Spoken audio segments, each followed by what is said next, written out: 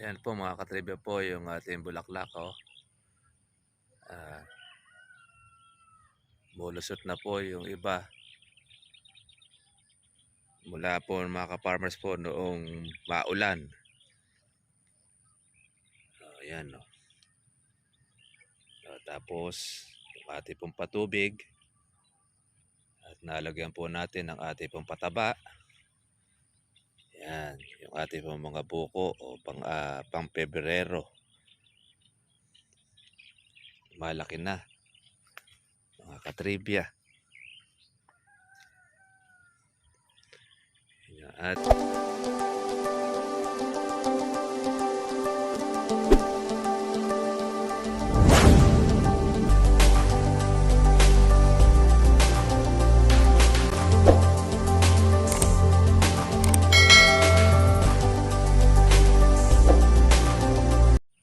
ayan po mga katribya po yung ating bulaklak, oh.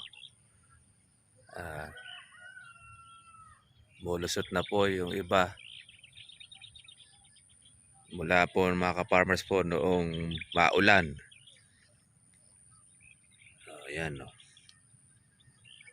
Tapos yung ating pong patubig at nalagyan po natin ng ating pong pataba.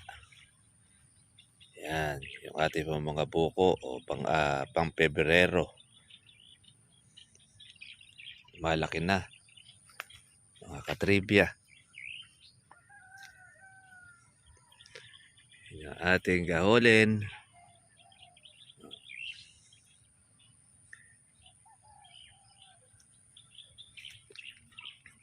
Makakaabot pa sa magandang presyo. Good morning po sa inyo mga katribya at welcome po sa aking YouTube channel. Kumusta na po kayong lahat?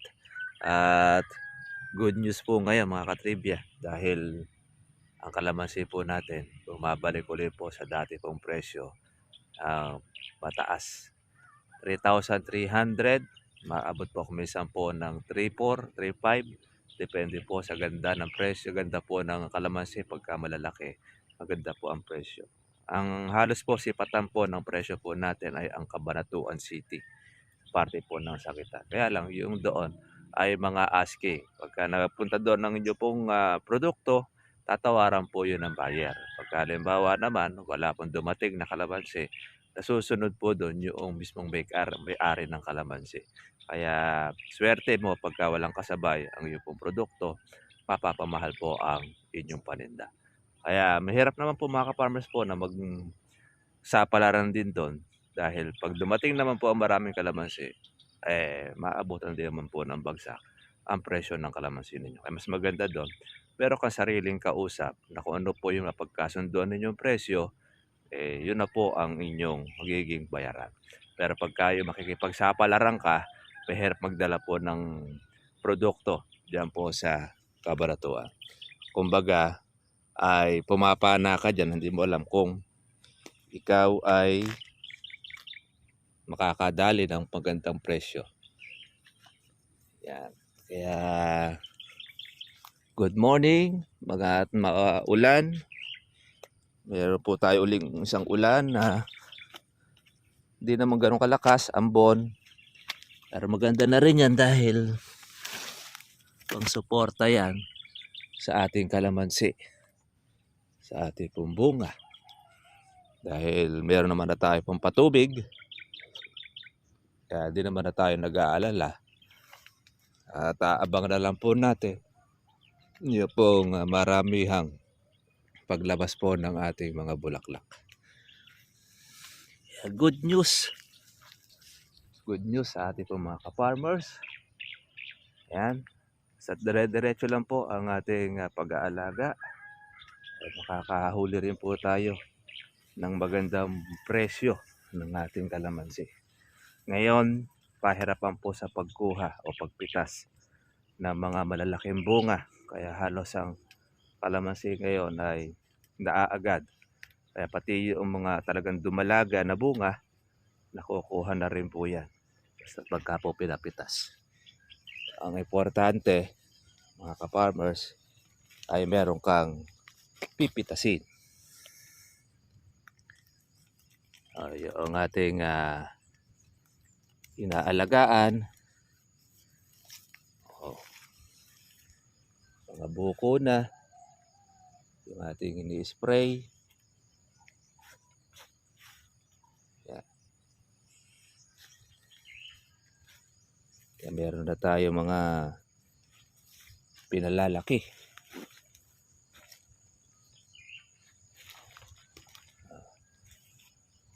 Ayan o. Magaganda po ang mga bilog. Basta't po naaagapan po natin ng ating pag-i-spray sa kalamansi. Maganda po ang nagiging resulta.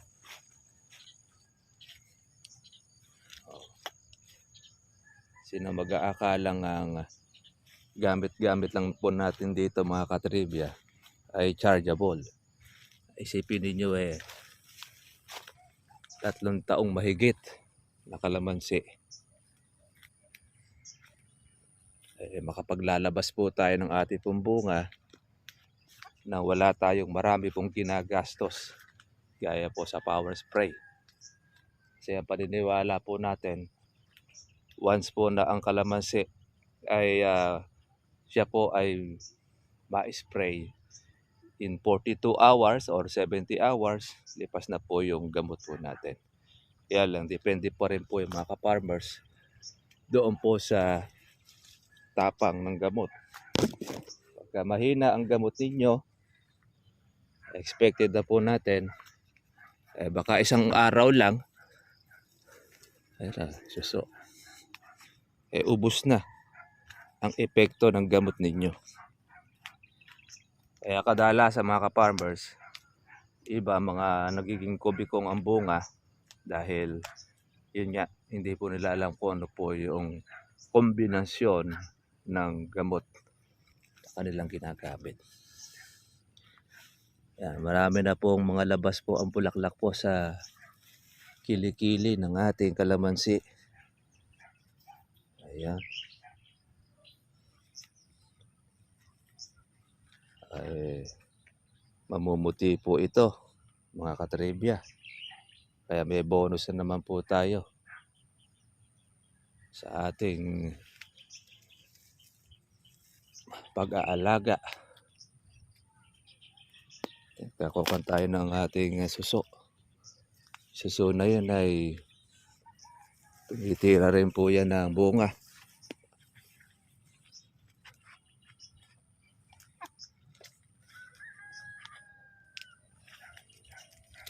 Ang ating baging.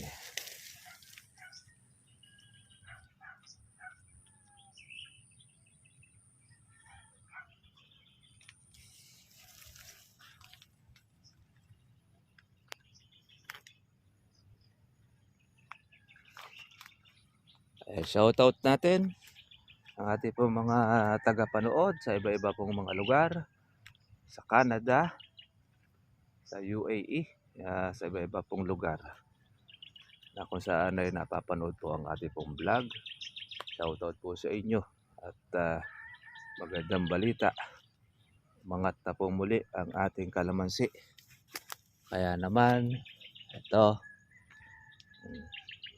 kaya mas marami po tayong mga katribya pong sisipagin muli sa pag-aalaga po ng kalamansi dahil bukod sa maganda po ang presyo, ayan, matagal po ang naging taas niya. Imagine ninyo ay January na, expected ng iba ay talaga pong bababa. Ibig sabihin, talagang konti po ang dating ng kalamansi. Noong una po ay bumaba ang presyo niyan dahil nagbagsak po ang Davao. Kaya nakaapektuhan po ang kalamansi po rito sa Luzon. Nung ubos na po yung bagsak po ng Davao, ayan, at pati rin po sa iba-ibang lugar, sumipa na naman uli ang presyo ng kalamansi natin. Kaya, ayan, magandang balita sa ating po mga katribya. Ayan, marami po tayong mga pang-Pebrero. Meron rin po tayong pang Marso. Yung pang Marso po natin mga katribya po yung mga gamais. Yan. Yung bagyong Yuan.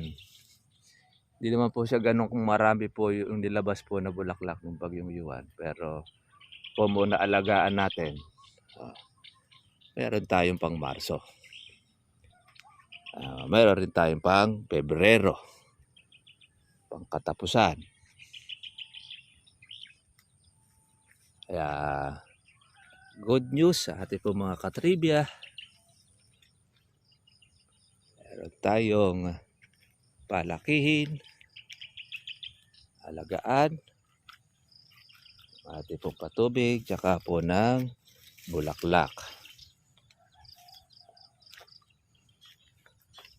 Ito, yung mga buko natin. Oh. Dami yan. Oh. Mga buo. May mga sira din. Oh, pero hindi naman po marami.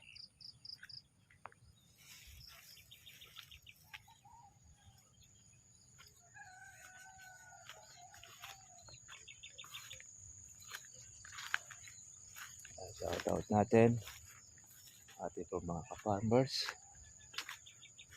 Basta tuloy-tuloy lang ang alaga. Kayong mawawala ng loob na bumaba ang kalamansi, ang presyo, tayong tatamplayin. Talagang ganon, ang paninda, hindi sa lahat po ng panahon ay mataas po ang presyo. Eh, pagka marami po ang dating, babagsak. Pagka konti po ang dating, po, tataas kalamansi. Importante ay meron po tayong pinipitas. Meron tayong halawin. Yan po, oh. Insuso natin,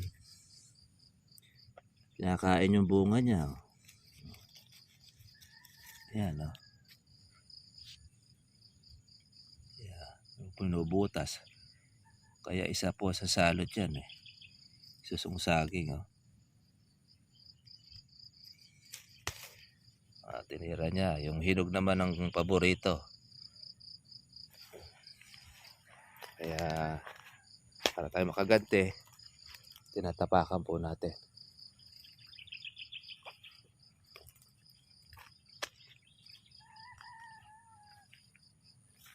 Yung mga suso na yan ay talagang perwisyo.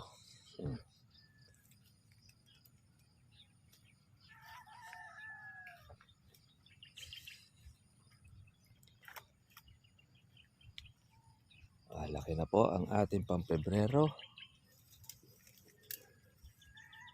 Sana ay umabot pa sa presyo ang ating kalamansi. Aabot pa.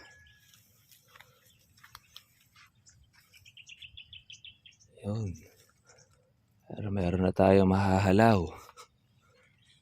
Pwede na tayo makahalaw. Mga ka-farmers.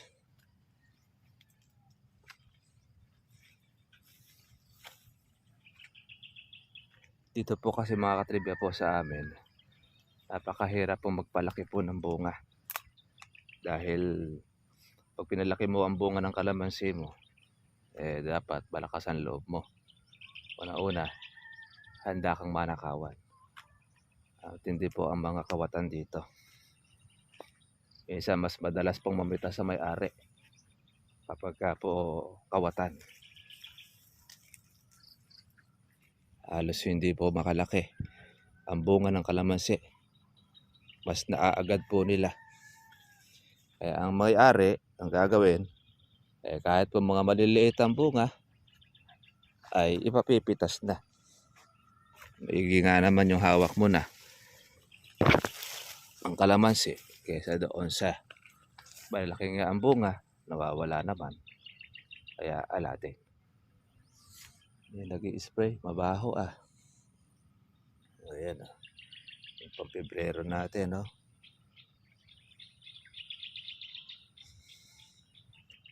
Sunod ang ating pang Pebrero.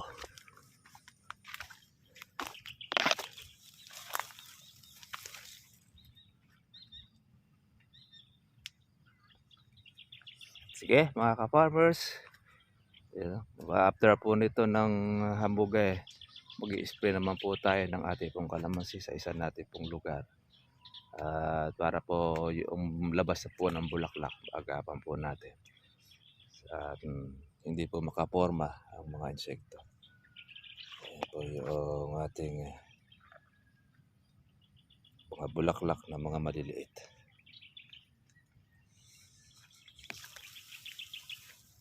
Okay, God bless po sa inyo lahat mga katribya. Bye-bye.